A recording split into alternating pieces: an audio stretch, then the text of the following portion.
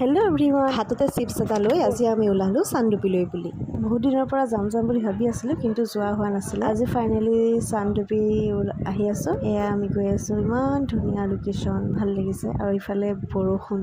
এয়া আমাৰ ভণ্টি টিকলি টোপনিয়ে গ'ল। আচলতে তাই ভাগৰো লাগিলে। আমাৰ ঘৰৰ পৰা ওলোৱাটো দেৰি হ'ল আৰু সেইবাবে আমি 3-3:30মান বজাত পাইছোঁগৈ।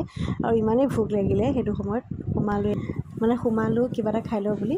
আৰু ইমান ভাল লাগিছে, আহিলোঁ ইয়ালৈ।